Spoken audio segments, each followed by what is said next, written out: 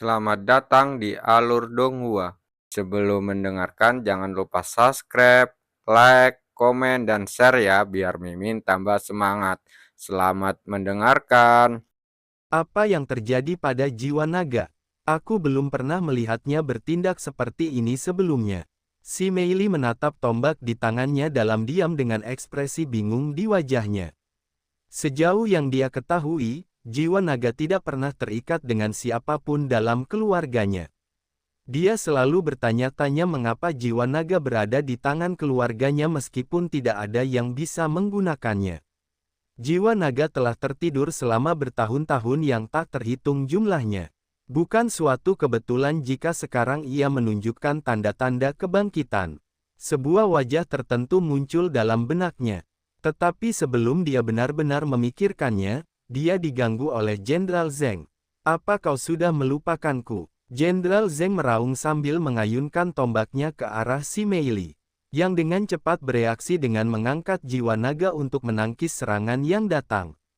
Si Meili terlempar ke belakang akibat kekuatan dahsyat dari serangan itu, dan dia bahkan merasakan mati rasa di tangannya setelahnya. "Sayangnya, aku tidak punya waktu lagi untuk bermain denganmu," kata Jenderal Zheng, auranya perlahan meningkat saat ia memulai transformasinya. "Karena kau tampaknya sedang terburu-buru, aku akan membantumu dan segera membunuhmu," kata si Meili, dan suasana di sekitarnya tiba-tiba berubah. Rambutnya sedikit memanjang, mata emasnya mulai bersinar, dan sisik emas mulai muncul di tubuhnya. Jenderal Zheng mencibir melihat transformasinya, "Hanya itu yang bisa dicapai oleh transformasimu. Selain terlihat sedikit berbeda, kau sepertinya tidak menjadi lebih kuat." Si Meili tidak berkata apa-apa dan menyiapkan tombaknya. Ketika mereka kembali berbenturan beberapa saat kemudian, mata Jenderal Zheng membelalak saat merasakan kekuatan luar biasa di balik serangan si Meili. Dan langsung terdorong mundur beberapa langkah. Meskipun dia tidak terlihat lebih kuat dan kultivasinya tetap sama, sebenarnya dia beberapa kali lebih kuat daripada sebelum transformasinya. Setelah menyadari hal ini, Jenderal Zheng berhenti meremehkan si Meili dan mulai menganggapnya serius. Sementara itu, beberapa mil jauhnya, Patriark Liang mengalami situasi yang bahkan tidak pernah ia bayangkan sebelumnya. "Ada apa? Kau sudah lama tidak bicara." Suara Yuan menggema saat Patriark Liang memasang ekspresi panik di wajahnya. Patriark Liang menggertakkan giginya, tetapi tidak ada kata-kata yang keluar. "Belum lama ini kau juga bersikap sangat angkuh." Sosok Yuan tiba-tiba menghilang di depan mata Patriark Liang. Setengah detik kemudian, Patriark Liang dapat merasakan kehadiran di belakangnya, yang membuat bulu kuduknya merinding. "Dia ada di belakangku." Patriark Liang segera memutar tubuhnya untuk berbalik sambil mengayunkan senjatanya. Gelombang dahsyat tercipta saat senjata Patriark Liang menghantam Empyrean Overlord milik Yuan dengan kekuatan penuh. Namun, Yuan tidak bergeser sedikit pun meskipun Patriark Liang menggunakan seluruh kekuatannya. Yuan mendengus pelan sebelum mengayunkan lengannya. Sesaat kemudian, tubuh Patriark Liang terlempar jauh seperti boneka kain yang dilempar ke seberang jalan. Setelah berusaha keras menstabilkan diri, Patriark Liang tidak tampak terkejut dengan apa yang baru saja terjadi. Karena ia sudah beberapa kali terombang-ambing. Alih-alih terkejut, wajah Patriark Liang menunjukkan ekspresi ketakutan. Terlihat seperti seseorang yang tidak dapat menemukan jalan keluar dari masalahnya. Mustahil, kenapa dia begitu kuat? Jika dia menggunakan harta spiritual, tidak mungkin sesuatu yang sekuat ini bisa bertahan selama ini. Dia pasti ahli menyamar, tapi kenapa kita belum pernah mendengar tentang dia sebelumnya? Kau bersembunyi di mana selama ini? Dan kenapa kau baru muncul sekarang? Patriark Liang tanpa sadar meneriakkan isi pikirannya. Apakah semua itu benar-benar penting? Yuan menjawab dengan tenang. "Sialan." Patriark Liang tiba-tiba memiringkan kepalanya dan mengeluarkan raungan memekakkan telinga yang menyebabkan udara bergetar. Saat dia menatap Yuan lagi, matanya merah dan penuh keputusasaan. "Ini adalah kartu trufku, dan aku menyimpan harta ini untuk keluarga Si." Tetapi kau jelas merupakan ancaman yang lebih besar daripada mereka secara keseluruhan. Gumam Patriark Liang sambil merogoh ke dalam cincin spasialnya, untuk mengeluarkan sesuatu yang tampak seperti sepotong sisik emas. Yuan mengangkat alisnya setelah melihat timbangan itu. Dia tidak tahu apa yang sedang dilihatnya dan mengapa Patriark Liang mengeluarkannya. Apakah kau tahu ini apa?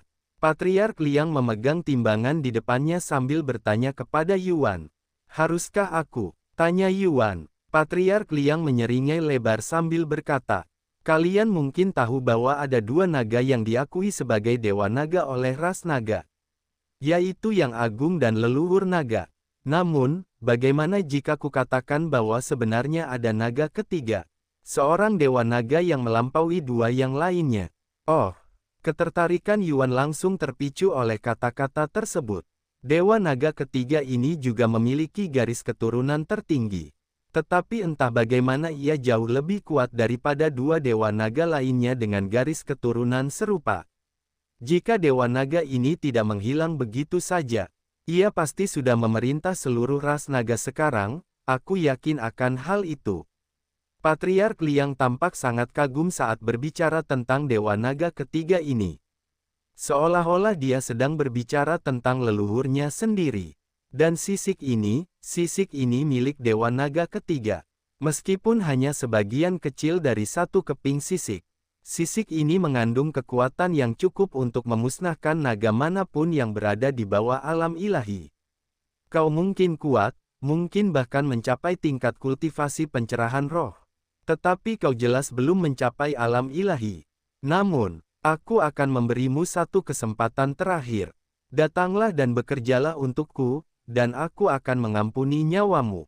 Setelah hening sejenak, Yuan berbicara dengan nada sarkastik. Saya menghargai tawaran yang begitu murah hati. Tetapi saya sangat ingin melihat apa yang dapat dilakukan oleh skala tersebut, jadi saya harus menolak tawaran Anda. Patriark Liang mencibir dengan jijik, kalau begitu, kau bisa mati untukku. Lalu dia menggenggam timbangan emas itu dan mencurahkan energi spiritualnya ke dalamnya. Menyebabkan timbangan itu memancarkan cahaya terang dan mistis yang memenuhi area tersebut dengan aurora berwarna pelangi. Setelah mencurahkan hampir seluruh energi spiritualnya ke dalam pecahan sisik naga, Patriark Liang meraung kegirangan. Majulah dan tunjukkan pada anjing hina ini kehebatanmu yang tak terukur, Dewa Naga. Pecahan sisik naga itu hancur berkeping-keping di genggaman Patriark Liang, dan langsung melepaskan gelombang dahsyat yang menyapu seluruh alam, dan memperingatkan setiap ahli di dunia. Gelombang riak itu juga membawa serta deru kuno yang menggetarkan hati dan jiwa setiap individu yang mendengarnya. Langsung menyebabkan darah mereka mendidih karena kegembiraan, seolah-olah mereka bereaksi terhadapnya. Di kota naga kuno, kau merasakannya. Si Sengmo memasang ekspresi terkejut di wajahnya saat ia menoleh ke arah si Mings, yang juga tampak sangat bingung. Aku merasakannya. Apa-apaan itu? Si Mings menelan ludah dengan gugup. Suara itu berasal dari arah, mereka berdua menoleh ke arah kota naga Azure. Kuharap mereka tidak terlibat, si Sengmo menggosok matanya dengan tegang sambil menghela napas. Namun aku punya firasat bahwa sesuatu yang belum pernah terjadi sebelumnya sedang terjadi di sana. Jika kau begitu khawatir, mengapa kau tidak pergi ke sana dan memeriksa keadaan mereka? Kata si Mings, kau ingin aku muncul tanpa pemberitahuan di kota lain. Aku tidak ingin ada masalah dengan keluarga naga Azure karena kami telah hidup damai selama bertahun-tahun. Aku tidak mengerti mengapa kau menyukainya. Kalau aku yang tanya, menurutku ada sesuatu yang aneh tentang mereka. Si Mings menggelengkan kepalanya. Aku tidak pernah bilang aku menyukai mereka, tapi mereka tidak memberi alasan bagiku untuk tidak menyukai mereka. Itu sudah lebih dari cukup bagiku. Pokoknya, terlepas apakah keduanya terlibat atau tidak, saya akan menyelidiki sumber riak tersebut. Saya punya firasat buruk tentang ini. Si Mings kemudian berkata, aku akan pergi bersamamu. Apapun yang menyebabkan riak itu bukanlah sesuatu yang bisa kau tangani sendiri. Sejujurnya, Itu membuatku takut sesaat, dan aku belum pernah mengalami ketakutan seperti itu sebelumnya. Si Mings memperhatikan bahwa tubuh si Seng Mo sedikit gemetar, tetapi dia tidak bisa menyalahkannya. Sementara itu, sebagian besar orang yang tinggal di alam itu gemetar ketakutan. Kembali ke lokasi asal gelombang kejut tersebut, si Meili dan Jenderal Zheng untuk sementara menghentikan pertempuran mereka, untuk menyaksikan pemandangan di hadapan mereka. Apa itu? Gumam si Meili dengan suara linglung. Saat seekor naga besar dan megah yang terbuat dari cahaya melayang di udara, mengelilingi Yuan dan Patriark Liang. Naga ini memiliki tubuh dan sisik transparan, dan tampak seperti ilusi yang baru setengah jadi. Namun, terlepas dari itu, ia memiliki aura yang sangat nyata yang tidak seperti apapun yang pernah dirasakan si Meili sebelumnya. Aura itu mendominasi dan sangat dalam. Begitu dalam sehingga si Meili takut ia akan ditelan oleh naga itu jika ia mencoba mengintip kekuatannya. Adapun Yuan, dia tampak terkejut dengan betapa besarnya kekuatan yang terkandung dalam fragmen sisik sekecil itu. Tetapi itu tidak cukup untuk menakutinya. Karena dia pernah bertemu orang-orang yang dapat menyaingi, bahkan melampaui aura sisik tersebut. Jika kekuatan sebesar itu terkandung dalam sepotong sisik, seberapa kuatkah naga itu secara keseluruhan? Itu pasti menakutkan, pikir Yuan dalam hati sambil menatap naga itu dengan wajah tenang. Hahaha, apa kau begitu takut sampai-sampai tidak tahu harus bereaksi seperti apa? Inilah yang kau dapatkan karena menggangguku, mengganggu keluarga naga Azureku. Patriark Liang tertawa seperti orang gila, tangannya terentang kegirangan sambil menikmati aura naga. Sayangnya, sudah terlambat untuk memohon ampunan sekarang. Patriark Liang menunjuk Yuan dan meraung, telan semut ini, Dewa Naga yang Maha Kuasa. Dewa Naga mengeluarkan raungan yang memekakkan telinga, dan mengguncang dunia sebelum terbang ke arah Yuan dengan mulut terbuka lebar. Yuan mengangkat Empyrean Overlord miliknya dan bersiap untuk menghadapi Dewa Naga secara langsung. Namun, Yuan tiba-tiba menurunkan pedangnya dengan ekspresi aneh di wajahnya. Yuan, apa yang kau lakukan? Bagaimana kau bisa menyerah tanpa perlawanan? Si Meili berteriak keras setelah melihat tindakannya. Karena dia mengira Yuan telah menyerah di hadapan kekuatan Dewa Naga. Hahaha, wajar saja. Bahkan surga pun tak akan berani menghadapi Dewa Naga, apalagi seekor naga kecil. Patriark Liang tertawa terbahak-bahak. Yuan. Si Meili tiba-tiba mengangkat alisnya ketika melihat mata Yuan yang tanpa rasa takut. Bahkan, dia tidak terlihat seperti seseorang yang telah menyerah. Aku tidak tahu apa perasaan ini di tubuhku, tapi aku tahu ini memberitahuku untuk tidak melawan Dewa Naga. Yuan berpikir dalam hati sambil menunggu Dewa Naga mendatanginya. Benar saja, begitu Dewa Naga mencapai Yuan, ia berhenti bergerak tepat di depannya. Peristiwa yang tak terduga itu membuat Patriark Liang bingung. Ia benar-benar terdiam tak bisa berkata-kata atas apa yang sedang terjadi. Apa yang terjadi? Mengapa Dewa Naga berhenti? Patriark Liang tidak tahu apa yang sedang terjadi. Bahkan, dia belum pernah menggunakan timbangan itu sebelumnya hingga hari ini. Jadi dia hanya berasumsi itu adalah harta spiritual. Senjata pemusnah massal karena jumlah energi spiritual yang terkandung di dalamnya. Tanpa sepengetahuan dirinya dan semua orang di sana. Sisik itu bukanlah senjata, dan Patriark Liang hanya benar dalam satu hal, bahwa sisik itu milik Dewa Naga ketiga. Apa yang kau lakukan? Bunuh bajingan itu. Patriark Liang meraung kepada Dewa Naga ketika kesabarannya habis. Akhirnya, Dewa Naga mulai bergerak lagi, menabrak langsung ke arah Yuan. Ya, Patriark Liang mengepalkan rahang dan tinjunya saat melihat ini. Tetapi apa yang terjadi selanjutnya membuat matanya terbelalak. Alih-alih menghancurkan Yuan seperti yang diharapkan dan dibayangkan oleh Patriark Liang, Dewa Naga memasuki tubuh Yuan dan menghilang di dalamnya. Setelah mengonsumsi Dewa Naga, Yuan merasakan sesuatu berubah di dalam tubuhnya. Adapun spesifikasinya, dia tidak tahu apa yang telah berubah. Kamu telah mengonsumsi sebagian dari ingatan Dewi Naga Yeyu. Apa? Dewi Naga? Mata Yuan membelalak kaget setelah mengetahui informasi ini melalui sistem. Dia sama sekali tidak menyangka Dewa Naga ketiga adalah seorang wanita. Setelah menyerap ingatan Dewi Naga Yeyu, gambar-gambar langsung mulai berkelebat di dalam kepala Yuan. Gambar-gambar ini jelas merupakan ingatan Dewi Naga. Tetapi Yuan tidak punya waktu untuk larut dalam ingatannya saat ini. Apa yang kau lakukan barusan? Patriark Liang meraung dengan nada ketakutan dan bingung, ekspresinya tampak seperti baru saja menyaksikan hantu. Yuan menatapnya dengan tatapan acuh tak acuh dan bertanya, dari mana kau mendapatkan sisik itu? Jika kau memberitahuku, aku akan memberitahumu apa yang kulakukan. Patriark Liang menggertakkan giginya. Meskipun ia tidak ingin menjawab Yuan, ia ingin tahu apa yang telah terjadi, jadi dengan enggan ia menjawab. Itu diwariskan oleh leluhurku, dan aku diberitahu bahwa mereka memilikinya sebelum datang ke dunia ini. Hanya itu yang benar-benar ku ketahui tentang hal itu. Hal ini membuat Yuan bertanya-tanya apakah keluarga Naga Azure memiliki hubungan dengan Dewi Naga. Atau apakah mereka hanya menemukan sisik itu secara kebetulan. Terlepas dari itu, dia tidak berniat untuk mengampuni Patriark Liang atau keluarga Naga Biru, karena telah mengancam keluarga Si. Begitu, Yuan bergumam tenang sebelum mempersiapkan Empyrean Overload.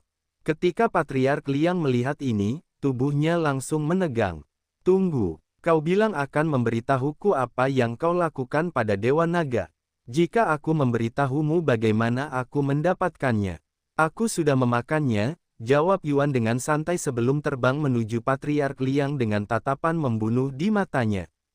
Patriark Liang dapat merasakan seluruh sisiknya terangkat. Meskipun tidak ada perubahan pada aura Yuan setelah ia menyerap ingatan Dewi Naga, ada sedikit perbedaan dalam atmosfernya. Dia merasa lebih dingin dan lebih kejam terhadap Patriark Liang, yang kini diliputi kepanikan karena kartu andalannya tidak berhasil menghentikan Yuan. Tunggu, mari kita bicarakan ini, pinta Patriark Liang saat Yuan menghampirinya. Namun, Yuan mengabaikan permohonannya dan melemparkan tubuh Patriark Liang seperti karung pasir. Setelah beberapa saat dipermalukan, Yuan berhenti bermain-main dan memotong salah satu lengan Patriark Liang. Patriark Liang mengeluarkan raungan keras dan menyakitkan yang terdengar hingga bermil-mil jauhnya. Tuanku, Jenderal Zeng menghentikan pertarungannya dengan si Meili setelah mendengar teriakan itu. Kau tidak dalam posisi untuk berpaling. Si Meili menjadi lebih agresif setelah melihat Yuan mendominasi Patriark Liang.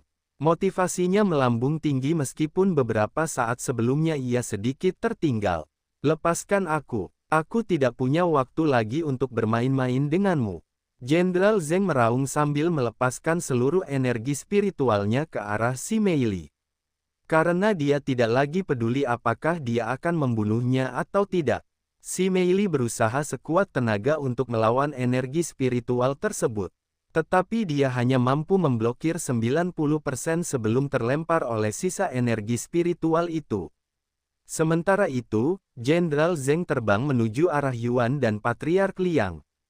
Kau pikir kau mau pergi kemana? Si Meili segera menenangkan diri sebelum mengejar Jenderal Zeng, yang sedikit lebih cepat darinya. Di kejauhan, Yuan melempar Patriark Liang beberapa kali lagi sebelum memutus lengan keduanya. Patriark Liang tahu bahwa dia tidak memiliki peluang untuk mengalahkan Yuan saat ini dan menyerah sepenuhnya. Setelah lengan keduanya terputus, Patriark Liang berlutut di tanah dengan ekspresi wajah yang anehnya tenang. Apa yang kau lakukan? Kau tahu aku tidak akan memaafkanmu meskipun kau bersujud memohon pengampunan.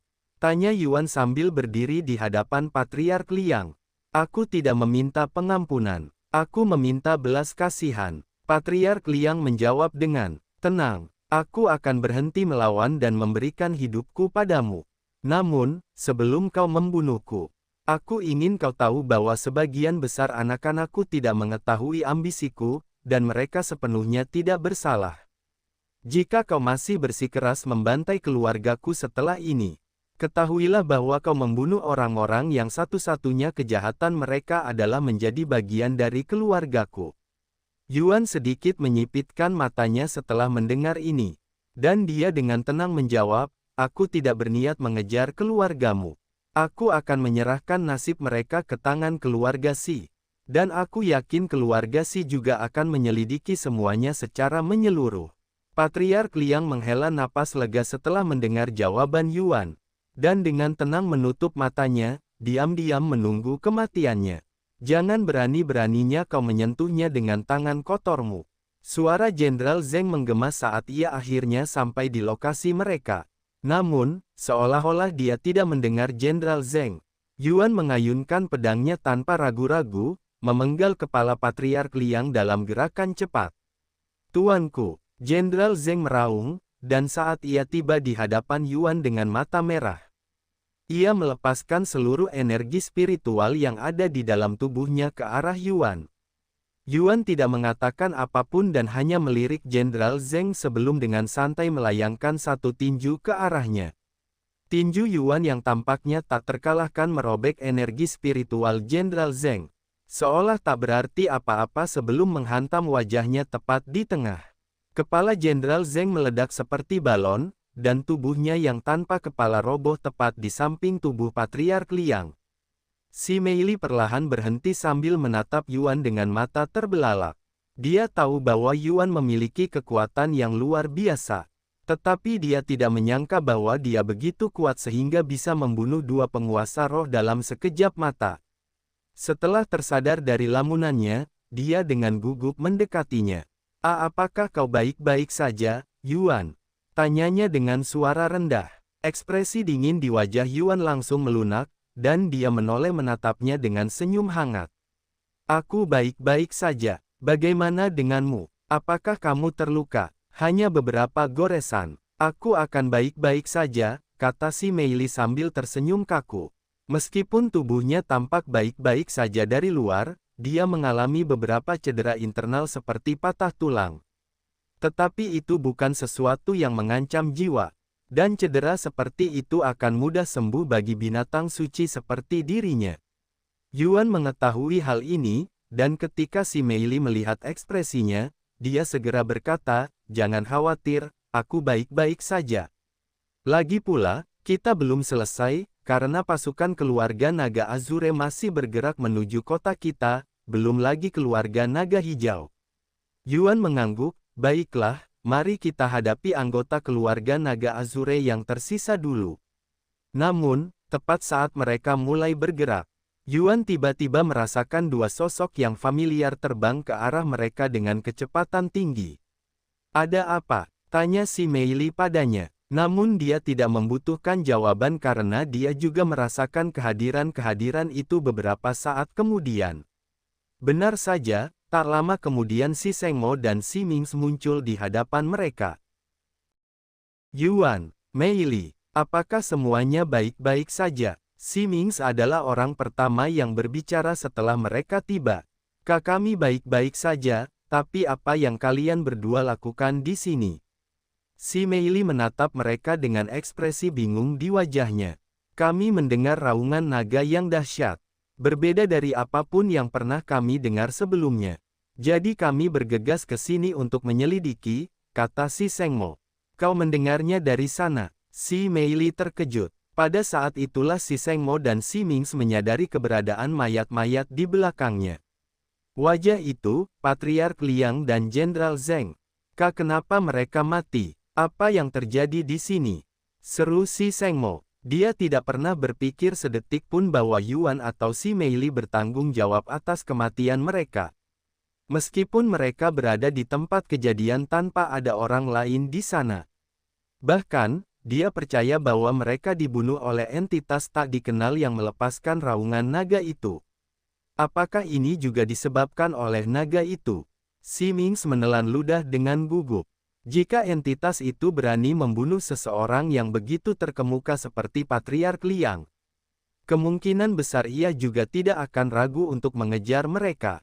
Sebenarnya, soal itu, si Meili tersenyum gugup, tubuhnya sedikit gelisah.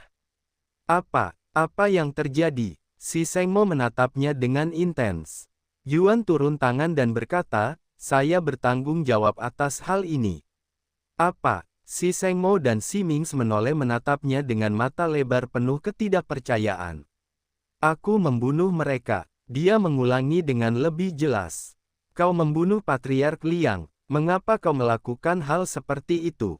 Seru Si Sengmo. Beri kami kesempatan untuk menjelaskan. Kata si Meili, lalu ia mulai menjelaskan seluruh situasi kepada orang tuanya. Tidak mengherankan, mereka menjadi semakin kesal saat mendengar detailnya. Ular pengkhianat itu, Patriark Cui. Beraninya dia menginginkan istriku. Setelah semua yang telah keluarga kita lakukan untuk keluarga mereka. Si Sengmo tampak lebih marah pada Patriark Cui yang menginginkan Si Mings. Daripada Patriark Liang yang ingin menguasai keluarga si mereka. Keluarga Naga Azure dan keluarga Naga Hijau bekerja sama untuk menjatuhkan keluarga si kita. Meskipun aku sedikit terkejut, aku tidak bisa mengatakan bahwa aku tidak menduga ini akan terjadi. Si Mings menghela napas. Kau tahu mereka akan menyerang. Yuan mengangkat alisnya. Yah, sebenarnya tidak juga, tapi aku selalu punya firasat tidak nyaman tentang mereka. Seolah-olah mereka sedang merencanakan sesuatu yang jahat. Si Mings mengangkat bahu dengan santai, reaksinya terhadap situasi itu agak datar. Terlepas dari itu, saya ingin menyampaikan rasa terima kasih yang sebesar-besarnya kepada Anda. Sekaligus meminta maaf karena telah menempatkan Anda dalam posisi seperti ini. Yuan menggelengkan kepalanya dan berkata, aku melakukan ini karena aku ingin. Kau tidak perlu berterima kasih padaku. Lagi pula, kita bisa melanjutkan obrolan kita nanti. Setelah semuanya berakhir, karena situasinya masih terus berkembang saat ini. Kemudian Patriark Liang berkata, karena kota Naga Biru jauh lebih dekat. Kita akan menggunakan teleporter di sana untuk kembali ke kota kita secepat mungkin. Mereka berempat kemudian bergegas menuju kota. Ketika mereka tiba di teleporter, kehadiran mereka, tanpa diragukan lagi, mengejutkan semua orang di sana. Bukankah itu Kaisar Si dari kota Naga Kuno? Apa yang dia lakukan jauh-jauh di sini? Itu Putri Si, dan juga Permaisuri Si. Hampir seluruh keluarga mereka hadir. Si Sengmo langsung berjalan ke depan antrean untuk berbicara dengan manajer, kirim kami ke kota Naga Kuno segera. Dia berharap manajer itu akan menuruti permintaannya tanpa kesulitan. Tetapi yang mengejutkan, manajer itu tampak ragu-ragu sambil berdiri di sana dengan ekspresi gugup di wajahnya. Perlu kuulangi lagi, niat membunuh mulai muncul di tatapan si Sengmo. Baiklah segera, manajer itu langsung bergerak cepat. Haruskah kita membunuhnya? Dia jelas-jelas bekerja sama dengan keluarga Naga Azure, tanya si Meili. Kita akan menyelidikinya secara menyeluruh. Dia mungkin juga korban, loh, jawab si Mings dengan tenang. Beberapa saat kemudian, alat teleportasi sudah siap. Yuan dan yang lainnya segera memasuki teleporter, dan tiba di kota Naga Kuno seketika. Namun, saat mereka tiba, seluruh kota sudah diliputi kekacauan. Karena pasukan keluarga Naga Azure dan keluarga Naga Hijau telah tiba beberapa waktu sebelumnya. Dan mulai menyerang kota begitu mereka tiba. Invasi mendadak mereka benar-benar mengejutkan warga. Dan dengan absennya keluarga Si, mereka tidak yakin harus berbuat apa. Meskipun demikian, warga kota Naga Kuno tidak tinggal diam, dan membiarkan diri mereka dibantai, jadi mereka melainkan melawan balik. Bajingan keparat itu, wajah si Sengmo berkerut marah saat menyaksikan situasi yang mengerikan itu. Sayang, kau harus segera kembali ke istana dan mengambil alih kendali pasukan kita. Kami akan tetap di belakang dan menghadapi para penyusup ini, kata si Mings kepada si Sengmo. Si Sengmo mengangguk dan segera kembali ke istana. Sementara itu, Yuan, si Meili, dan si Mings pergi untuk menangani para penyusup yang membuat kekacauan di dalam kota. Untungnya, itu tidak memakan waktu terlalu lama karena tidak banyak penyusup. Namun, itu berarti sebagian besar pasukan keluarga Naga Azure dan keluarga Naga Hijau belum melakukan invasi. Memang, sebagian besar pasukan mereka ditempatkan di luar kota, dengan sabar menunggu kedatangan Patriark Liang sebelum mereka sepenuhnya terlibat. Sama sekali tidak menyadari bahwa mereka sedang menunggu seseorang yang tidak akan pernah muncul. Tidak peduli berapa lama mereka menunggu. Kenapa Patriark Liang dan Jenderal Zheng lama sekali?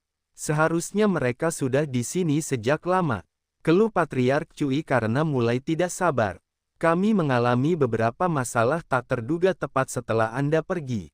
Tetapi yakinlah, mereka akan segera tiba, kata Jenderal Wan. Ngomong-ngomong, kenapa keluarga Si tidak menanggapi kehadiran kita?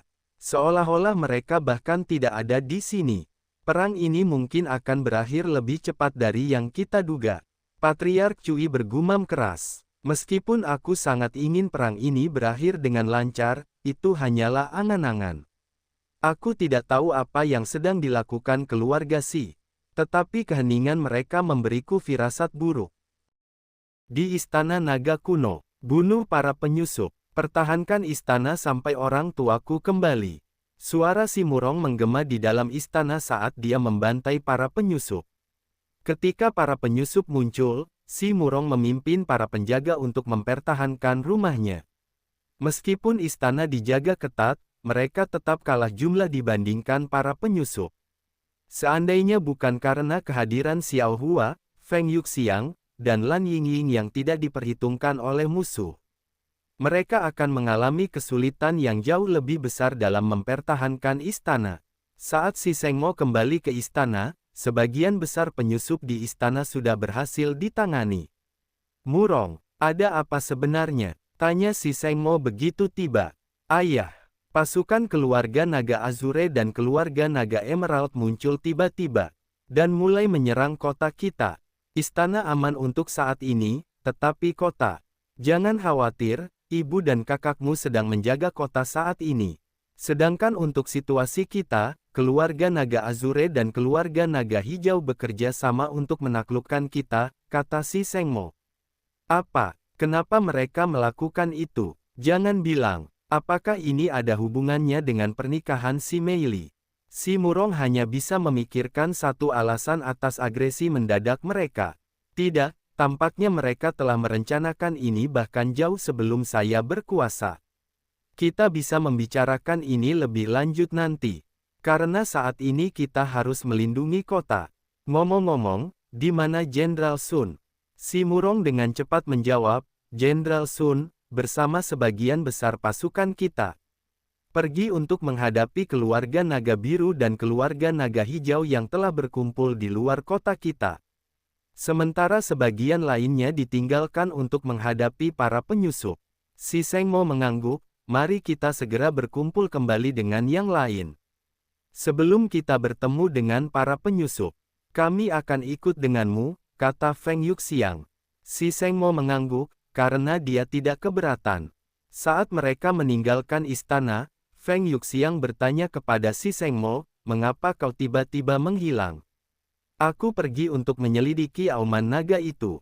Raungan naga, apa yang kau bicarakan? Feng Yuxiang mengangkat alisnya dengan bingung, begitu pula Xiao Hua dan Lan Yingying.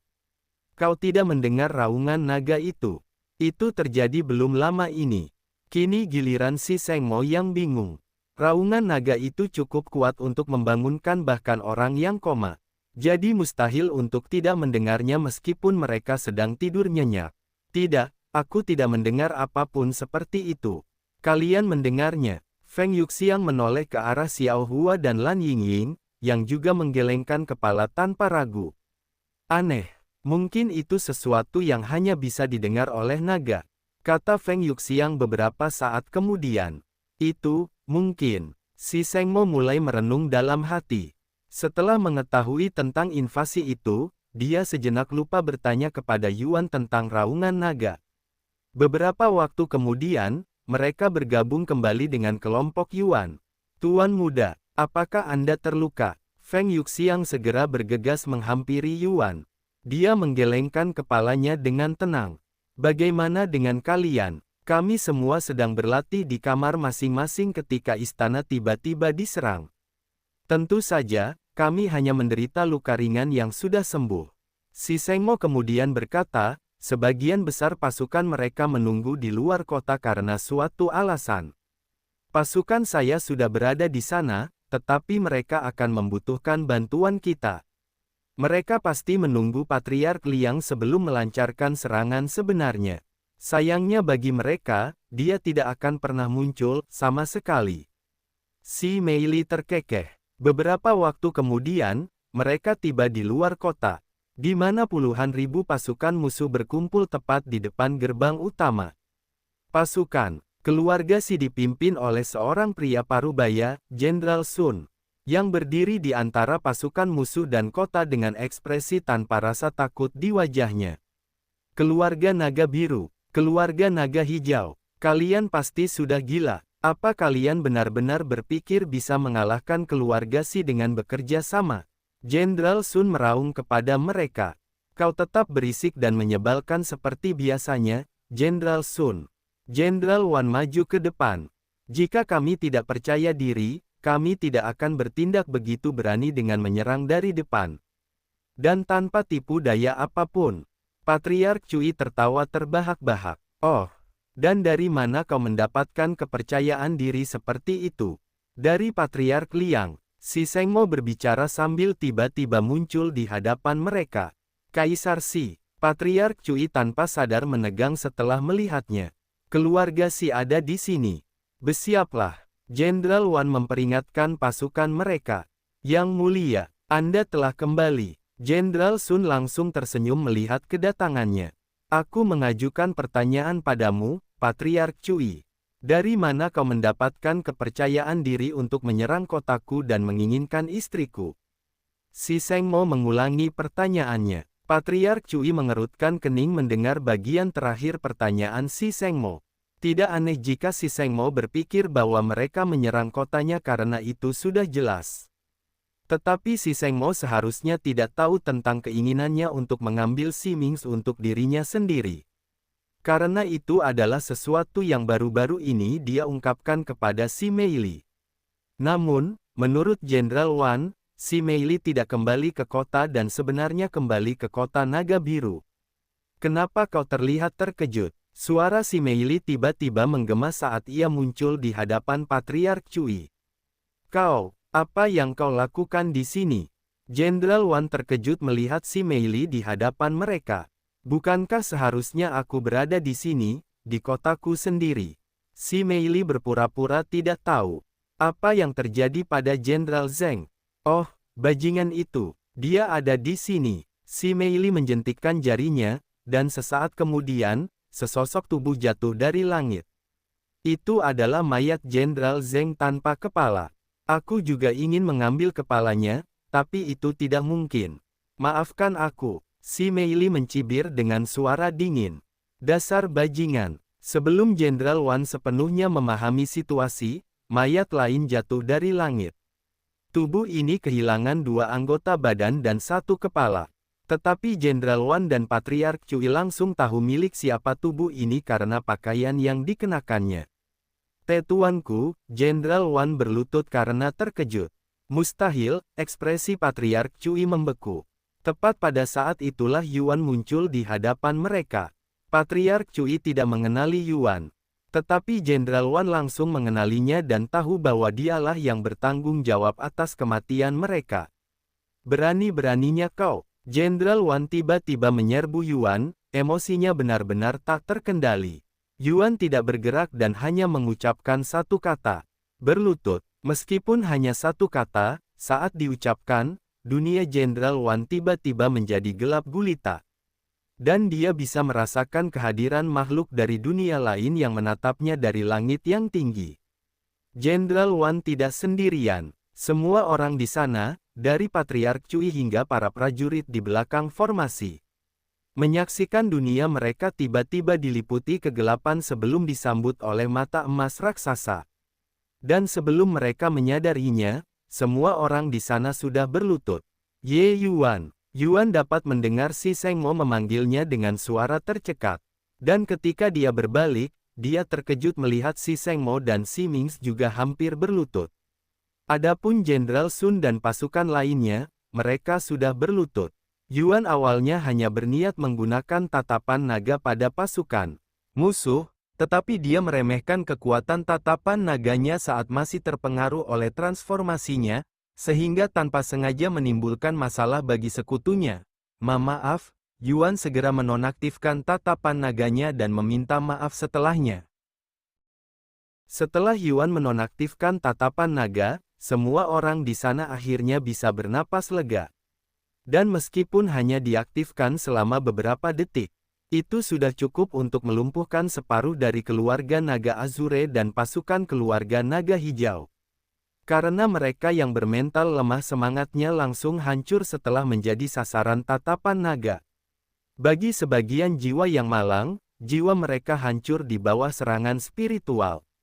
Langsung binasa dari dunia ini tanpa kesempatan untuk bereinkarnasi. Adapun sekutu Yuan, karena dia tidak secara langsung menargetkan mereka, tidak ada yang jiwanya hancur. Meskipun demikian, banyak dari mereka masih menderita kerusakan yang membuat mereka tidak berdaya selama sisa pertempuran. Jadi, seperti itulah rasanya berada di pihak lain. Gumam Feng Yuxiang dengan suara rendah sambil perlahan pulih dari keterkejutannya.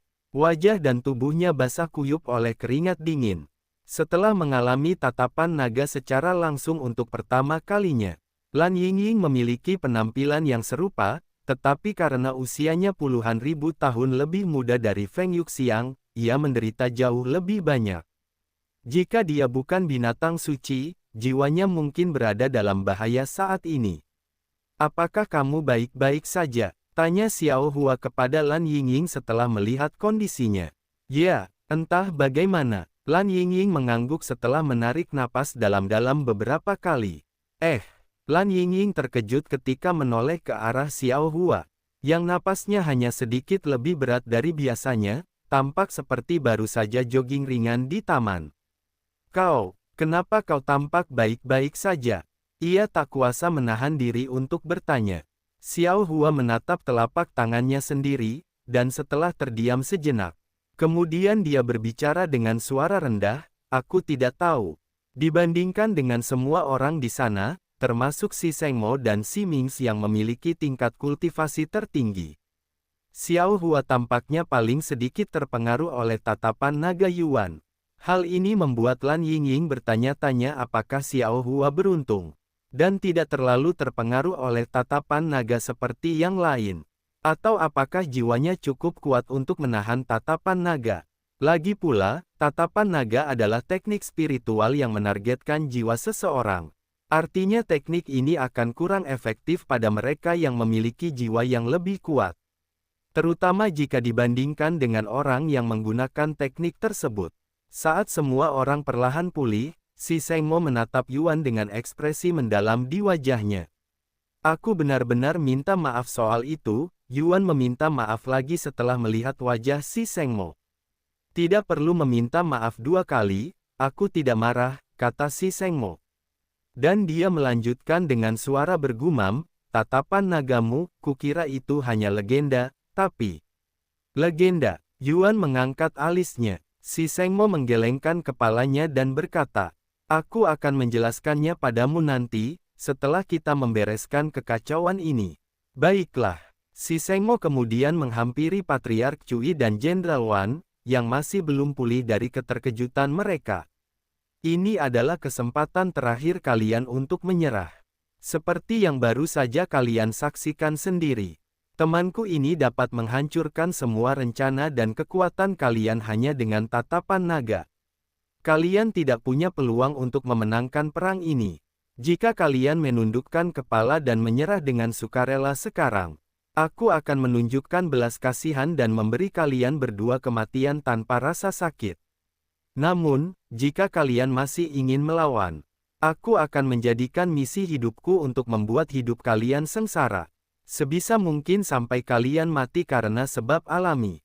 Tubuh Jenderal Wan dan Patriark Cui gemetar hebat setelah mendengar ancaman tersebut. Dengan rentang hidup yang mencapai 1,5 juta tahun dengan mudah berkat kultivasi mereka, hanya menyebutkan siksaan selama keabadian saja sudah membuat jiwa mereka yang lemah merinding. membangkitkan rasa takut yang tak terbayangkan yang menggema di seluruh diri mereka. Jenderal Wan, yang sudah berlutut, mencium tanah dengan dahinya dan berkata, "Saya menyerah. Mohon, kasihanilah saya." Sekalipun Patriark Liang dan Jenderal Zheng masih hidup, dia ragu mereka mampu mengalahkan monster seperti Yuan. Patriark Cui juga menyerah setelah melihat tanggapan Jenderal Wan, yang sama sekali tidak mengejutkan si Sengmo. Jika dia berada di posisi mereka, dia juga akan menyerah tanpa ragu-ragu. Selama seseorang seperti Yuan melindungi keluarga Si, tidak ada apapun di dunia ini yang mampu mengancam mereka, dan dia hanyalah satu entitas. Ketika pemimpin mereka, Jenderal Wan dan Patriark Wan, menyerah, para prajurit keluarga Naga Azure dan keluarga Naga Hijau menjatuhkan senjata mereka dan bersujud di hadapan kota naga kuno. Luar biasa, perang yang belum benar-benar dimulai, namun berakhir hanya dengan satu tatapan. Siapakah sebenarnya ahli misterius ini?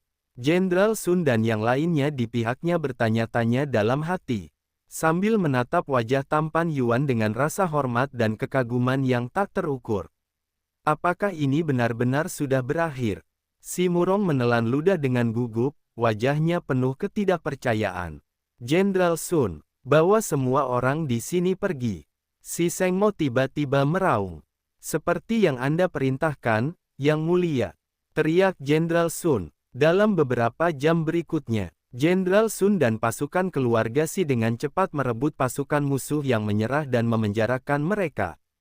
Namun, karena jumlah tahanan yang sangat banyak, keluarga Si harus membuat penjara sementara hanya untuk menampung mereka semua. Sementara itu, Yuan dan keluarga Si kembali ke istana. "Aku benar-benar tidak tahu bagaimana harus berterima kasih atas bantuanmu kali ini, Yuan.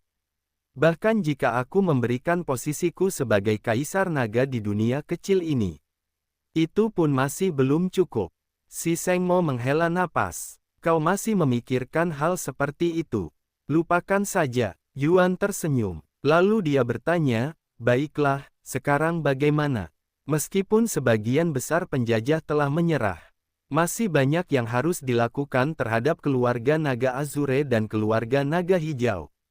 Belum lagi kota-kota yang mereka kuasai." Si Mings menghela napas panjang. "Kita harus menyelidiki semuanya secara menyeluruh dan benar, dan itu saja bisa memakan waktu bertahun-tahun. Untuk saat ini, saya akan mengirim beberapa orang kita untuk mengendalikan kota-kota mereka agar tidak terlalu kacau. Lagi pula, dengan keluarga Naga Azure dan keluarga Naga Hijau yang sudah tidak ada lagi, akan ada orang-orang yang mengincar posisi mereka. Setelah keadaan tenang, kita akan memulai penyelidikan," kata si Sengmo. "Bagaimana denganmu, Yuan? Berapa lama lagi kau akan tinggal di sini?" Sekarang setelah kau sebutkan, aku sama sekali belum memikirkan itu. Meskipun begitu, aku mungkin tidak akan tinggal di sini lebih lama lagi. Setidaknya sampai semuanya tenang dan aku yakin tidak ada lagi yang bisa mengancam keluargamu." "Terima kasih," si Sengmo mengangguk dengan senyum yang jarang terlihat di wajahnya. "Oh, dan sebelum aku lupa, kau tadi menyebutkan sesuatu tentang tatapan nagaku." Yuan tiba-tiba mengingatkannya. Ekspresi si Sengmo menjadi serius, dan dia berkata, "Memang benar. Tatapan naga yang kau gunakan saat itu bukanlah tatapan naga biasa." "Bagaimana bisa?" Yuan mengangkat alisnya. "Biasanya, tatapan naga hanya akan berpengaruh pada orang yang Anda tatap langsung. Tetapi apa yang Anda lakukan sama sekali berbeda. Karena itu memengaruhi bahkan orang-orang yang tidak Anda tatap," kata si Sengmo. Setelah berpikir sejenak, dia melanjutkan, "Menurut legenda keluarga, ada versi superior dari tatapan naga, yang hanya dapat digunakan oleh mereka yang memiliki garis keturunan paling murni dan terkuat, dan ayahku menyebutnya otoritas naga." "Otoritas naga," gumam Yuan, matanya berbinar-binar karena kegembiraan. "Memang benar, menurut pengetahuan ayahku, tatapan naga dapat digunakan oleh naga manapun yang memiliki garis keturunan kerajaan, atau oleh manusia yang disebut garis keturunan tingkat kekaisaran. Namun, naga dengan garis keturunan tingkat ilahi akan memiliki akses ke otoritas naga. Seperti namanya, memberi mereka otoritas atas naga lain, kata Si Sengmo. Yuan lalu berkata, itu terdengar seperti mereka yang memiliki otoritas naga dapat memerintah naga lain. Tepat sekali. Selama target mereka memiliki garis keturunan yang lebih rendah atau kekuatan jiwa yang lebih lemah, mereka pada dasarnya dapat memerintahkan target tersebut untuk melakukan apa saja. Si Meili dan Si Murong menelan ludah dengan gugup setelah mendengar ini. Mereka tidak dapat membayangkan terpengaruh oleh otoritas naga dan dipaksa melakukan sesuatu dengan enggan. Tentu saja, mereka mengalaminya sendiri baru-baru ini. Tetapi itu tidak ditujukan kepada mereka, jadi mereka tidak memperhitungkannya. Otoritas naga. Menarik sekali, Si Mings, di sisi lain, tampak tertarik dengan konsep dan efeknya. Dia menoleh dan menatap Yuan sambil tersenyum, apakah kamu mau berlatih padaku? Apa yang kau katakan? Si Sengmo menatapnya dengan ekspresi tercengang. Kurasa dia belum menguasainya, jadi aku ingin membantunya. Aku ragu ada orang di sini selain kau dan aku yang mampu menahannya tanpa terluka. Jadi kecuali kau mau jadi kelinci percobaan. Setelah berpikir sejenak, Si Sengmo menghela napas, baiklah, jangan sampai berlebihan. Dia menoleh ke arah Yuan dan melanjutkan. Ini adalah hal terkecil yang bisa kami lakukan untuk berterima kasih padamu. Terima kasih. Yuan mengangguk. Kita akan mulai latihan dalam beberapa hari lagi setelah semuanya tenang, kata Si Mings, dan dia melanjutkan, kalian sebaiknya beristirahat sekarang. Yuan kemudian kembali ke kamarnya tak lama setelah itu. Sementara itu, Si Mings dan Si Sengmo terus menangani insiden tersebut. Adapun Si Meili, dia pergi memeriksakan lukanya sebelum beristirahat. Namun, Yuan tidak tertidur. Dia berbaring di tempat tidur dan menutup matanya. Tetapi kesadarannya tetap terjaga saat dia menelusuri ingatan Dewi Naga. Sementara itu, Si Sengmo pergi ke kota Naga Biru untuk mengambil alih kota mereka. Dia menangkap semua orang dari keluarga Naga Biru dan mereka yang memiliki hubungan dengan keluarga tersebut.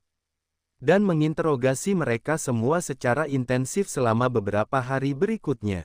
Si Sengmo terkejut mengetahui bahwa keluarga Naga Biru telah merencanakan dan mempersiapkan invasi mereka selama lebih dari 1 juta tahun. Dia juga mengetahui bahwa sebagian besar anggota keluarga Naga Azure tidak diberitahu. Sehingga orang-orang ini sama terkejutnya dengan orang lain ketika mereka mengetahui apa yang telah terjadi. Sementara itu, Si Mings melakukan perjalanan ke kota Naga Zamrud untuk menyelidiki keluarga Naga Zamrud. Dia terkejut mengetahui bahwa hampir tidak ada seorang pun di kota itu yang mengetahui tentang insiden tersebut. Mereka baru mengetahuinya setelah kedatangannya.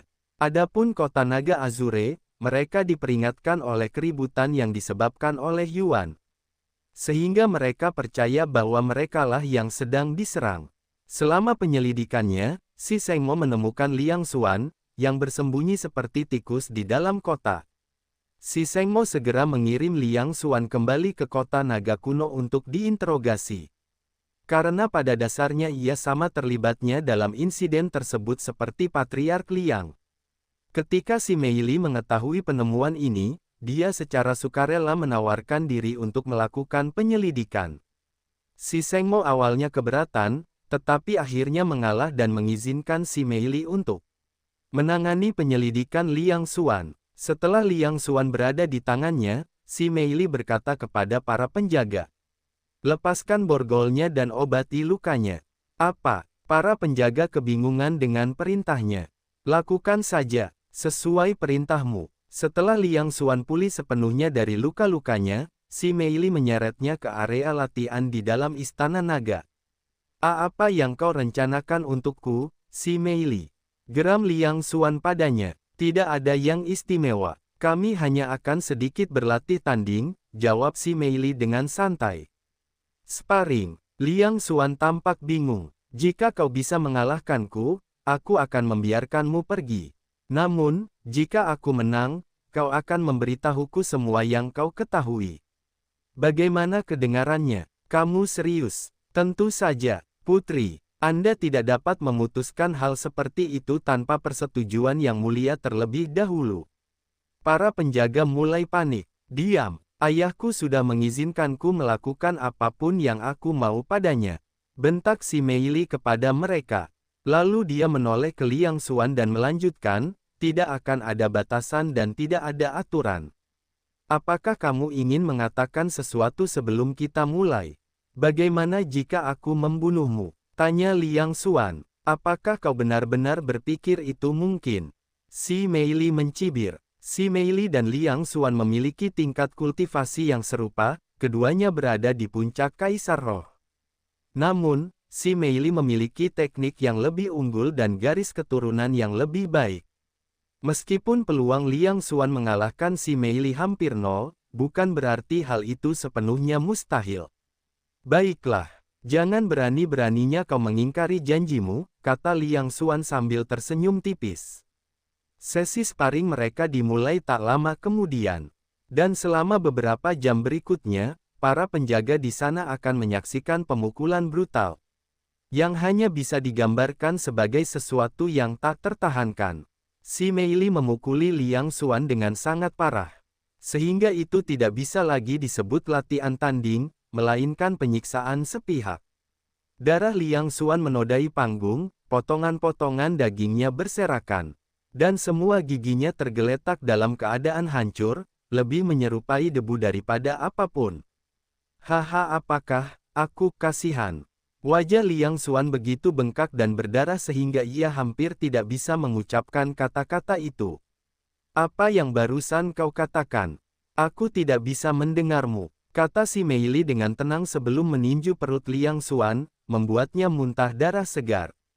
Ketika Liang Xuan berlutut untuk kesekian kalinya, si Meili dengan anggun menendang wajahnya, membuatnya terlempar ke sisi lain arena dan meninggalkan garis berdarah lain di atas panggung. Kemudian dia berjalan menghampirinya dan memaksanya meminum obat. Setelah memastikan Liang Xuan menelan obatnya, si Meili berdiri di sana dengan kedua tangannya yang berlumuran darah disilangkan di depan dadanya. Dengan sabar menunggu Liang Xuan berdiri kembali. Ya Tuhan, para penjaga gemetar ketakutan. Karena mereka belum pernah melihat sisi brutal si Meili seperti ini sebelumnya. Kenapa kau masih di tanah? Bangunlah. Si Meili menatap Liang Xuan dengan sedikit cemberut ketika pria itu menolak untuk berdiri bahkan setelah pulih. Aku sudah cukup, bisakah kita akhiri saja ini? Dia menjawab dengan suara lelah, seolah kehabisan energi dan keinginan untuk melanjutkan. Tentu saja, kita bisa mengakhirinya sekarang juga. Tapi apakah kau yakin ingin mati sekarang? Kata si Meili dengan tenang. Tubuh Liang Xuan gemetar mendengar kata-katanya yang pada dasarnya mengatakan bahwa dia akan mati jika menyerah. Liang Xuan bergumam dengan nada yang tak terdengar beberapa saat kemudian. Hah, apa yang kau katakan? Si Meili tanpa sadar mencondongkan tubuh ke depan. Aku bilang, matilah. Liang Xuan tiba-tiba bertindak dan menyerang tenggorokan si Meili dengan tangannya yang menyerupai cakar. Tatapannya dipenuhi niat membunuh. Senyum dingin muncul di wajah si Meili, dan seolah-olah dia telah mengantisipasi tipu dayanya. Dia dengan anggun menghindari cengkeramannya dengan mudah. Sebelum meraih tangannya dan menghancurkannya dengan kekuatan luar biasa. Liang Xuan menjerit kesakitan saat tangannya berubah bentuk dan berkali-kali lebih kecil dari ukuran semula. Sungguh menyedihkan. Si Meili mencibir setelah itu. Dan kau ingin aku menikahimu. Padahal kau selemah dan sehina ini. Kau membuatku tertawa. Kata-katanya bagaikan pedang tajam yang menusuk hati Liang Xuan. Ia tidak hanya menyiksa Liang Xuan secara fisik, tetapi juga melukai mentalnya. Si Meili akan terus menyiksa Liang Xuan tanpa henti selama beberapa hari berikutnya sampai Liang Xuan benar-benar tidak tahan lagi. Aku bosan. Kita lanjutkan ini di lain hari, kata si Meili kepadanya. Para pengawal, bawa dia untuk diinterogasi. Jika dia gagal menjawab satu pertanyaan pun, bawa dia kembali ke sini dan panggil saya. Setelah mengucapkan kata-kata tersebut kepada para penjaga yang kebingungan, si Meili pergi untuk membersihkan diri. Setelah itu selesai, dia mencoba menemui Yuan. Sayangnya, Yuan tidak bisa dihubungi karena suatu alasan. Apakah dia sedang melakukan kultivasi tertutup? Si Meili bertanya dengan lantang sambil meninggalkan ambang pintu rumahnya. Sementara itu, Yuan masih sibuk menelusuri ingatan Dewi Naga Yeyu. Meskipun hanya berupa fragmen kecil dari ingatannya, fragmen itu berisi kenangan lebih dari 100.000 tahun. Di awal ingatannya, Yuan hanya bisa melihat kegelapan total, seolah-olah dia berada di kehampaan. Pemandangan ini tetap seperti itu selama ribuan tahun, yang pada awalnya membuat Yuan bertanya-tanya apakah ada yang salah dengan ingatannya. Pada akhirnya, sesuatu berubah. Seberkas cahaya horizontal muncul di kegelapan ini, perlahan membesar hingga Yuan dapat melihat pemandangan baru. Pada saat itulah Yuan menyadari bahwa kegelapan itu hanyalah Dewi Naga Yeyu yang sedang tidur.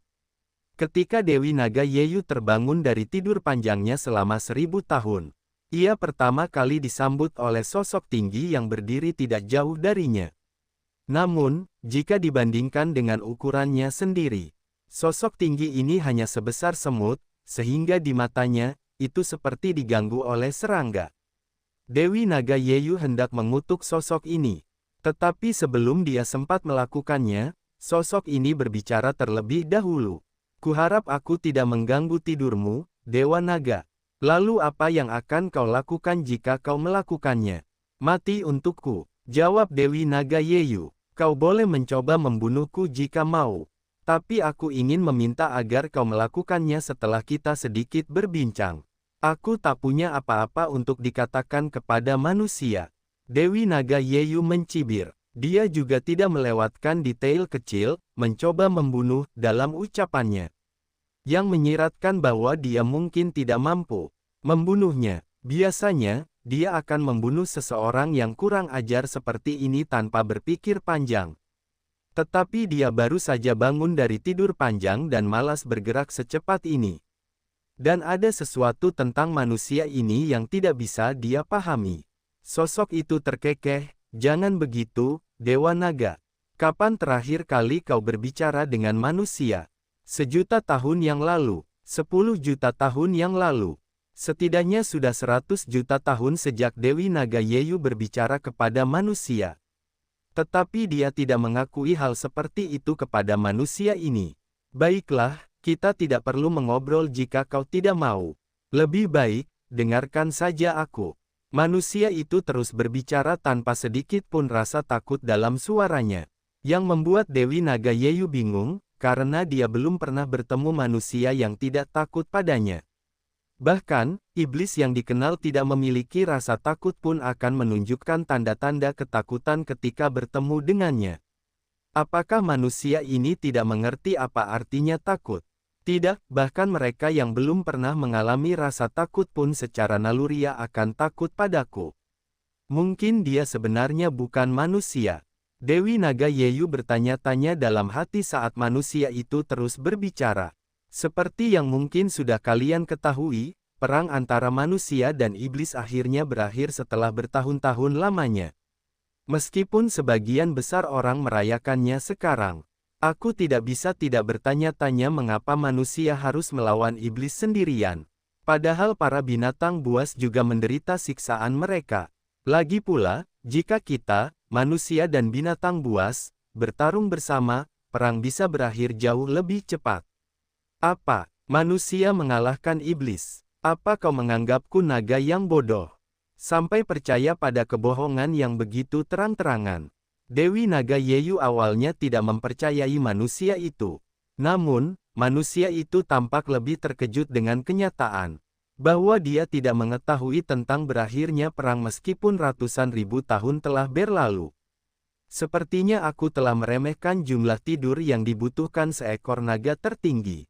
Manusia itu berbicara dengan senyum lebar di wajahnya, tampak seolah-olah dia senang mengetahui informasi ini. Lagi pula, kamu bebas melakukan riset sendiri jika tidak percaya padaku. Tetapi sudah sekitar 400.000 tahun sejak manusia mengalahkan iblis. Aku bahkan bersedia menunggu sampai kamu mengkonfirmasi kebenaran pernyataanku sebelum kita melanjutkan obrolan ini. Dewi Naga Yeyu langsung terdiam. Dan dia merasa manusia ini semakin menarik setiap detiknya. Tetapi fakta ini tidak akan disadarinya untuk waktu yang sangat lama. Anggap saja aku percaya padamu, bahwa makhluk lemah dan rapuh yang dikenal sebagai manusia berhasil mengalahkan makhluk yang agak abadi yang dikenal sebagai iblis. Apa hubungannya denganku? Mengapa kau berdiri di hadapanku? Tanya Dewi Naga Yeyu kepada pria manusia yang berdiri dengan tenang di hadapannya. Meskipun manusia memenangkan perang pada akhirnya, kemenangan itu datang dengan harga yang sangat mahal. Tak terhitung banyaknya manusia yang telah disiksa, dimakan, dibunuh, dan mengalami hal-hal yang tak terlukiskan. Saya yakin hal yang sama dapat dikatakan untuk para ras binatang buas. Karena iblis akan memburu ras binatang buas untuk bersenang-senang. Hampir seperti permainan, sesuatu yang mereka lakukan untuk menghabiskan waktu sampai mereka lapar akan manusia. Baik manusia maupun binatang buas sangat menderita akibat ulah iblis, namun kita tidak pernah bertarung bersama. Saya mengerti bahwa kita memiliki perbedaan. Tetapi kita bisa mencegah banyak tragedi terjadi jika kita melakukannya. Mungkin itu karena tidak ada yang mencoba. Entah karena kurangnya keberanian atau alasan lain. Karena itulah saya berada di sini hari ini. Dewi Naga Yeyu tidak menjawab untuk waktu yang lama. Setelah hening sejenak, Dewi Naga Yeyu berbicara dengan suara rendah. Jadi apa? Kau ingin manusia dan binatang bergandengan tangan atau semacamnya. Manusia itu dapat mendengar sedikit nada ejekan dan penghinaan dalam suara Dewi Naga. Tanpa merasa terganggu, dia berkata, "Aku tidak mengatakan bahwa kita harus bergandengan tangan. Tetapi aku ingin melihat suatu hari ketika manusia dapat mendekati binatang buas. Tanpa takut akan nyawa mereka dan binatang buas tidak akan merasa terancam oleh manusia ketika didekati. Sama seperti kau dan aku." Dewi Naga Yeyu tiba-tiba tertawa terbahak-bahak, menyebabkan dunia tempat mereka berada berguncang hebat. Bahkan, tawanya begitu keras sehingga jika manusia itu tidak melindungi dirinya dengan energi spiritual, dia akan mati karena ledakan. Setelah berhenti tertawa, dia berkata, "Bahkan jika apa yang kau katakan itu benar, bahwa manusia dan binatang buas tidak akur. Apa yang bisa kau lakukan untuk mengubahnya? Bagaimana kau bermaksud meyakinkan semua manusia untuk tidak takut pada binatang buas? Dan binatang buas untuk tidak membenci manusia? Itu tampaknya seperti tugas yang mustahil, bagaimanapun aku memikirkannya." Manusia itu menggelengkan kepalanya, "Aku tidak perlu meyakinkan setiap manusia dan binatang. Aku hanya perlu meyakinkan mereka yang berada di puncak, dan yang lainnya pada akhirnya akan mengikuti. Dan apa yang lebih baik daripada memulai dari puncak tertinggi? Bagaimana, Dewa Naga, mau bekerja sama denganku? Aku yakin ini akan jauh lebih menarik daripada tidur dan melawan orang-orang lemah sepanjang waktu." Dewi Naga Yeyu menyipitkan matanya dan bertanya dengan suara dingin.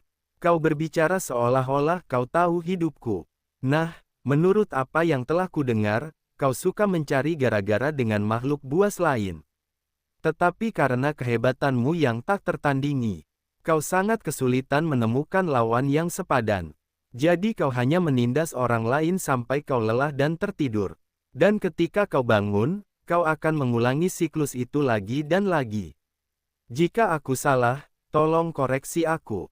Aku ingin mempelajari lebih lanjut tentang makhluk di puncak dunia ini." Dewi Naga Yeyu terdiam dan manusia itu tidak bisa mengetahui apa yang dipikirkan atau dirasakannya. Tetapi Yuan bisa, karena dia melihat dan merasakan segala sesuatu dari sudut pandangnya. Ia bisa merasakan bahwa Dewi Naga merasa malu dan marah dengan kata-kata manusia itu. Karena pada dasarnya manusia itu menyebutnya malas dan suka menindas. Lebih buruk lagi, ia tidak bisa membantah. Karena apa yang dikatakan manusia itu tentang dirinya memang benar. Karena dia adalah salah satu makhluk terkuat di dunia. Hampir mustahil untuk menemukan seseorang yang dapat menandingi kehebatannya. Jadi dia selalu bosan dan mencari cara untuk menghibur dirinya sendiri. Setelah menemukan beberapa binatang buas untuk diajak bermain-main, dia akan tertidur selama ribuan tahun dengan harapan lawan yang sepadan akan muncul. Dan ini telah menjadi rutinitasnya selama bertahun-tahun. Mengingat kembali kehidupan yang menyedihkan seperti itu membuatnya malu dan marah sekaligus. Dengan suara sedikit gemetar, Dewi Naga Yeyu menjawab, "Baiklah. Jika kau bersikeras, aku akan melayanimu dan ambisi bodohmu itu. Namun, aku hanya akan melakukannya jika kau bisa mengalahkanku. Jika tidak, kau bisa mati di sini bersama ambisimu." Tanpa peringatan lain, mata emas Dewi Naga Yeyu mulai memancarkan cahaya yang sangat terang. Tiba-tiba diserang oleh tatapan naga Dewi Naga Yeyu. Manusia itu langsung muntah darah, tetapi itu tidak cukup untuk membuatnya pingsan. Seperti yang diharapkan dari Dewa Naga, senyum tipis muncul di wajah manusia itu saat dia mengambil pedang hitam. "Tapi jika kau ingin membunuhku, kau harus melakukan sesuatu yang lebih baik dari itu." Manusia itu mengayunkan pedang ke arah Dewi Naga Yeyu, mengirimkan pancaran cahaya pedang besar, yang sepenuhnya tercipta dari aura pedang yang ditingkatkan ke arahnya. Dewi Naga Yeyu hanya mencemooh serangannya sebelum menangkis cahaya pedang itu hanya dengan ekornya, menyebabkan aura pedang yang ditingkatkan tersebar dan berterbangan kemana-mana. Aura pedang yang ditingkatkan yang tersebar mengalir ke dunia tempat Dewi Naga Yeyu berada, menciptakan luka sayatan pedang yang dalam di mana-mana. "Dasar bajingan, berani-beraninya kau merusak tempat tidurku. Apa kau tahu berapa lama aku butuh waktu untuk menemukan dunia yang cukup besar agar aku bisa tidur dengan nyaman?" Dewi Naga Yeyu meraung dengan nada marah sambil melepaskan tubuhnya yang besar dari dunia tempat dia tidur, memperlihatkan dunia yang luas namun benar-benar kosong yang hanya ditumbuhi rumput hijau. "Kau tak bisa mengeluh kalau kaulah yang menyerang duluan," kata pria itu sambil menyeka darah dari bibirnya. Hal ini semakin membuat Dewi Naga Yeyu murka, tetapi dia tidak langsung menyerangnya lagi. Dia melilitkan ujung ekornya di sekitar dunia yang disebutnya tempat tidur dan menjentikannya, melontarkan dunia itu jutaan mil jauhnya dalam sekejap mata dan menyebabkannya lenyap ke dalam kehampaan. Manusia itu tak kuasa menahan tawa setelah melihat tingkahnya. "Kau tidak bercanda saat mengatakan sulit menemukan tempat tidur yang cocok. Tapi aku tidak heran, mengingat betapa besarnya dirimu. Kenapa kau tidak berubah wujud menjadi manusia? Akan lebih mudah bagimu untuk bergerak dengan begitu. Kau manusia kurang ajar." Dewi Naga Yeyu merasa dihina ketika manusia itu menyebut tubuhnya besar. Entah mereka binatang buas atau manusia, benar atau tidak, menyebut perempuan besar adalah hal yang tabu. Sementara itu, manusia tersebut salah memahami kemarahan Dewi Naga Yeyu. Dia mengira bahwa itu disebabkan oleh sarannya untuk mengambil wujud manusia. Karena hal itu tidak terpikirkan di zaman mereka. Jika seekor binatang buas mengambil wujud manusia, itu sama saja dengan manusia yang bergerak dan menggonggong seperti binatang. Suatu tindakan menghina yang hanya berani dibayangkan oleh mereka yang bermental tidak sehat. Manusia itu tentu saja mengetahui hal ini. Meskipun demikian, entah mengapa ia tetap menyarankan hal itu kepadanya. Setelah raungan yang dahsyat, Dewi Naga Yeyu mulai menyerang manusia itu dengan serius kali ini, menandai awal dari pertempuran panjang mereka yang tidak akan berakhir selama beberapa tahun. Beberapa hari setelah pertarungan antara Putri Naga Yeyu dan manusia itu, lebih dari selusin bintang telah hancur menjadi puing-puing yang mengambang di langit berbintang. Setiap kali energi spiritual mereka yang luar biasa bertabrakan satu sama lain, riak yang mengakhiri dunia dan menghancurkan bintang-bintang akan menyapu langit berbintang. Keributan yang disebabkan oleh perkelahian mereka akhirnya membuat para ahli yang berlatih di langit berbintang menjadi waspada. Dan terlepas dari apakah mereka manusia atau binatang, mereka terkejut dengan apa yang mereka saksikan. Para makhluk buas itu tak percaya dengan apa yang mereka lihat. Ketika menyadari bahwa lawan Dewi Naga Yeyu hanyalah seorang manusia biasa. Adapun manusia, banyak dari mereka yang melihat Dewi Naga Yeyu untuk pertama kalinya. Dan mereka benar-benar tercengang oleh kehadirannya yang agung dan kekuatannya yang tak terukur. Siapakah manusia itu? Dan mengapa dia bertarung dengan Dewi Naga? Dia sebenarnya mampu melawan monster seperti dia. Aku tidak menyangka akan melihat seseorang bertarung setara dengannya seumur hidupku. Apalagi seorang manusia. Aku ragu dia akan bertahan lama. Lebih penting lagi, Dewi Naga Yeyu telah bangkit. Kita perlu memperingatkan yang lain dan bersiap untuk 10.000 lainnya. Siksaan selama setahun sebelum perjuangan mereka berakhir. Setelah menyaksikan pertarungan mereka untuk beberapa saat, sebagian besar binatang buas berhenti menonton, dan pergi untuk memperingatkan binatang buas lainnya tentang kebangkitan Dewi Naga Yeyu. Lagi pula, setiap kali Dewi Naga Yeyu bangun dari tidurnya, hal pertama yang selalu dilakukannya adalah mencari pertarungan. Apa? Dewi Naga sudah terbangun dari tidurnya. Mengapa dia bangun secepat ini? Rupanya ada manusia yang membangunkannya, dan sekarang mereka saling bertarung di langit berbintang. Manusia sialan, mereka selalu mempersulit kita. Setidaknya dia akan mati dicakar Dewi Naga.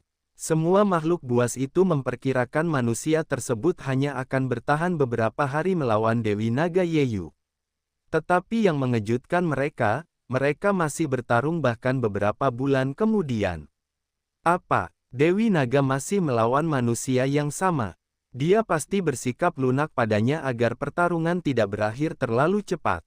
Pasti itu alasannya. Benar kan? Bahkan Kaisar Naga Air pun tidak bisa bertahan lebih dari setengah tahun melawannya.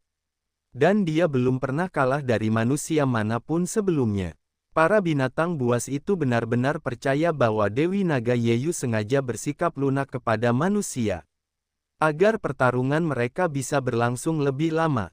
Sesuatu yang telah ia lakukan berkali-kali, terutama ketika ia sangat bosan. Tak lama kemudian, para binatang buas itu berhenti memperhatikan pertarungan dan kembali melanjutkan persiapan mereka. Pada akhirnya, bulan berganti menjadi tahun, dan tahun menjadi dekade. Para ras binatang buas itu benar-benar tercengang ketika mengetahui bahwa Dewi Naga Yeyu masih bertarung dengan manusia yang sama bahkan setelah 10 tahun. Aku baru saja melakukan perjalanan ke langit berbintang dan menyaksikan pertarungan Dewi Naga. Dia tidak akan bersikap lunak pada manusia itu. Bahkan, dia benar-benar berusaha membunuhnya. Salah satu bintang buas menyebarkan informasi ini setelah menonton pertarungan itu untuk beberapa waktu. Aku juga ada di sana. Ada banyak penonton, manusia, dan ras binatang. Manusia yang menyaingi Dewi Naga. Bagaimana mungkin manusia sekuat itu ada? Siapakah manusia ini? Untuk pertama kalinya sejak pertarungan mereka dimulai, para binatang buas mulai memperhatikan pertarungan itu dengan lebih saksama, dan mulai mempertanyakan identitas manusia tersebut. Sementara itu, manusia telah menyaksikan pertarungan itu sejak awal. Beberapa dari mereka bahkan memperoleh pencerahan dari menyaksikan pertarungan tersebut. Ketika berita mulai menyebar, semakin banyak ahli mulai menyaksikan pertarungan mereka. Tentu saja, karena pertarungan itu terjadi di langit berbintang. Hanya mereka yang memiliki sarana dan sumber daya untuk melakukan perjalanan ke sana yang dapat menyaksikan pertarungan legendaris tersebut. Para dewa, murid-murid para dewa tersebut, segala macam tokoh terkenal akan melakukan perjalanan ke langit berbintang, dan mempertaruhkan nyawa mereka hanya untuk menyaksikan pertarungan itu. Akibat energi spiritual luar biasa yang dilepaskan oleh Dewi Naga dan manusia. Bentrokan mereka menciptakan gelombang kejut yang mengancam jiwa, menghancurkan bintang-bintang di dekatnya dan menguapkan siapapun yang terlalu dekat dengan pertarungan mereka. Tanpa memandang tingkat kultivasi mereka, bahkan para dewa pun telah binasa akibat gelombang kejut tersebut. Terlepas dari risikonya, banyak orang tetap berani menjelajah langit berbintang. Dan selama bertahun-tahun, banyak orang memperoleh pencerahan dari perjuangan mereka. dan mencapai hal-hal besar, dan periode waktu ini disebut pencerahan agung oleh banyak orang. Guru, sudah berapa tahun mereka bertarung? Tanya seorang murid. Dalam 3 hari lagi akan menjadi tahun ke-69.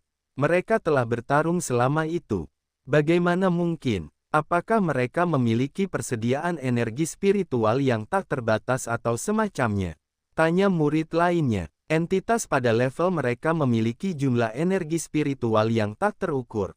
Tetapi sebagian besar daya tahan mereka bergantung pada tingkat penyerapan energi spiritual mereka. Mereka hanya menggunakan energi yang hampir sama atau lebih sedikit daripada yang dapat mereka serap. Sehingga memungkinkan mereka untuk bertarung dalam waktu yang lama. Meskipun mungkin tidak terlihat seperti itu bagi kita, yang jauh di bawah level mereka. Mereka sebenarnya tidak mengerahkan seluruh kemampuan mereka. Lalu bagaimana mereka saling mengalahkan? Ketika salah satu pihak melakukan kesalahan atau mengejutkan pihak lain dan memberikan pukulan telak. Meskipun demikian, mereka pada akhirnya akan mulai menggunakan lebih banyak energi spiritual dalam serangan mereka. Saat ini, mereka hanya saling memanfaatkan untuk hiburan. Jadi mereka cuma main-main sekarang. Luar biasa, logika tidak berlaku bagi entitas di puncak dunia ini. Cobalah untuk tidak terlalu memikirkannya, atau Anda akan menjadi gila seperti sebagian orang. Adapun para ras binatang buas, mereka juga memperoleh pencerahan, terutama mereka yang berasal dari ras naga. Apakah kita sudah mengetahui identitas manusia itu? Tanya salah satu makhluk buas di sana. Tidak, tidak ada apa-apa. Seolah-olah dia muncul begitu saja. Kita bahkan tidak tahu apakah dia benar-benar manusia atau bukan. Bisa jadi, dia hantu. Siapakah sebenarnya pria itu? Terlepas dari perbedaan mereka, baik manusia maupun binatang buas menginginkan pertarungan itu berlangsung selamanya. Tetapi sayangnya, segala sesuatu dalam hidup pada akhirnya akan berakhir. Dan setelah 200 tahun pertempuran terus-menerus, pertarungan akhirnya berakhir dengan pemenang dan pecundang yang jelas.